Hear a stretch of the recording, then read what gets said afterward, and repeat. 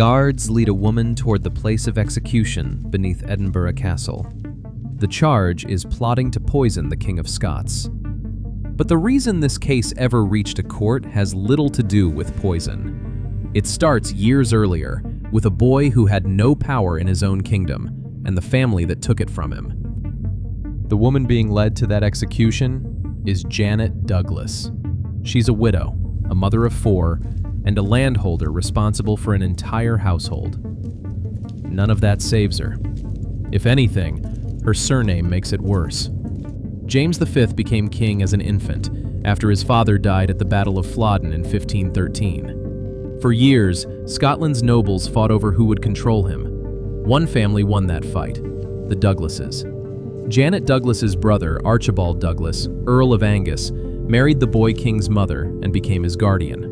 According to later accounts, Angus did not just guide the young king, he controlled him. James was moved between Douglas strongholds, kept close, and prevented from ruling in anything but name. Royal appointments and decisions increasingly served Douglas interests, not the crown's. Men who tried to pull the young king out of Angus's orbit found themselves shut out of court entirely. For a teenage king, that meant years of humiliation layered on top of powerlessness. That resentment did not fade with age. It hardened into something else entirely, a grievance that would outlast the men who had caused it. According to a later Scottish chronicler, in 1528, 16-year-old James slipped out of Falkland Palace at night and rode hard for Stirling Castle. He locked the gates behind him. He governed alone. One of his first priorities was dismantling Douglas power completely. He ordered Angus away from his presence and confiscated Douglas lands piece by piece. Archibald Douglas fled south to England and stayed there for the rest of James's reign, safely beyond reach. But James could not touch the man who had once controlled him. Angus was protected in England. His sister Janet was not. By the winter of 1528, Janet was already caught in the fallout. She was summoned before Parliament, accused of aiding her exiled brothers during unrest that summer. The case dragged on for months, then quietly faded. In 1529, she was even granted a license to go on pilgrimage overseas, addressed by the crown in surprisingly warm terms for a woman under suspicion. Historians doubt she ever used that license, though, since court records place her in Scotland, pursuing her own legal claims against a relative over disputed estate income well into the following year. In 1531, the crown moved against her again. This time, her estates were forfeited outright, the stated reason being communication with her brothers.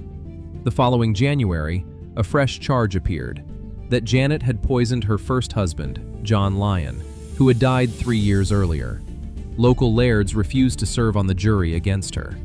Fined for their absence, they still wouldn't budge. The case stalled, then collapsed. By the summer of 1532, Janet was free again. She remarried, this time to Archibald Campbell of Skipness, a younger son of the Earl of Argyll. Not a Douglas, but no minor figure either.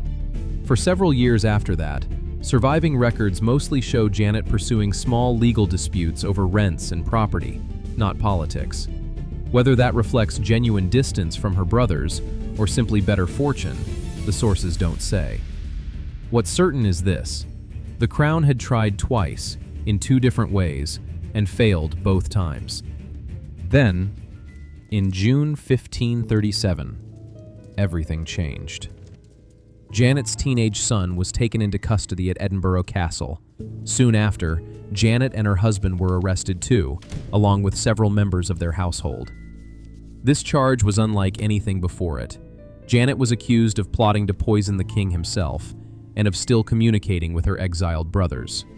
According to several accounts, the accusation originated with an informer named William Lyon, a distant relative who had once proposed marriage to Janet and been turned down. Whatever his motive, his testimony was enough to open a formal case. The new charge transformed a family dispute into a capital case. Treason against the king's own life was not something even a powerful family could survive by simply waiting it out. Later accounts state that members of Janet's household, including her servants, were questioned under conditions historians describe as coercive, even torturous. Whatever was said in those rooms produced the kind of evidence the Crown had never managed to gather in 20 years of trying. Centuries later, Janet Douglas would be remembered as one of Scotland's witch trial victims. That is not, however, what the surviving court record actually says. Lists exactly 2 charges: treasonably conspiring and imagining the king's death by poison, and assisting and communicating with her brothers. There is no formal witchcraft charge anywhere in the documents that survive. A 19th century researcher who studied the original trial papers in detail found no mention of sorcery at all. So why does the legend persist? Burning was a recognized punishment for women convicted of treason in this period, the same method later used for actual witchcraft convictions in Scotland. Over time, popular memory folded Janet's story into that darker tradition, even though her judges never once used the word witch against her. It's an easy mistake to make.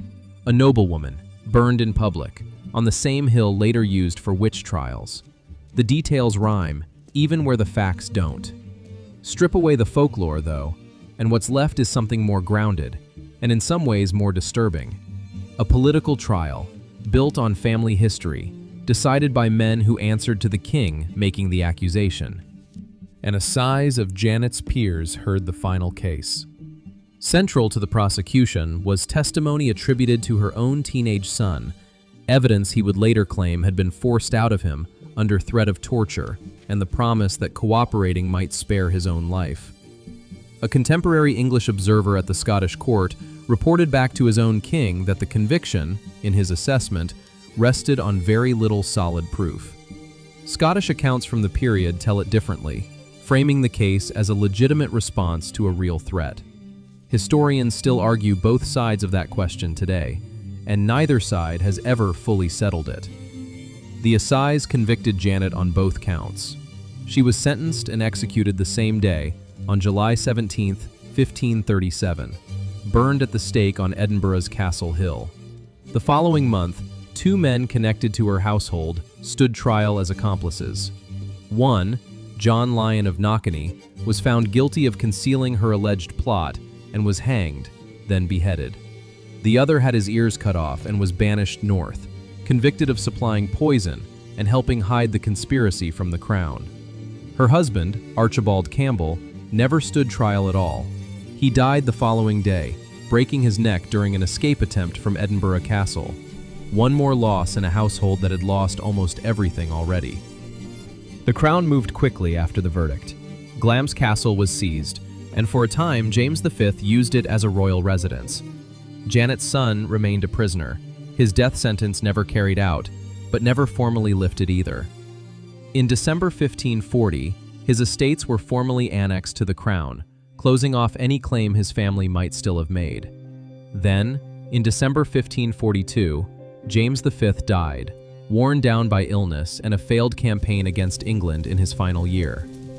4 months later, in March 1543, with the king gone and a new government in place, the forfeiture against John Lyon was reversed.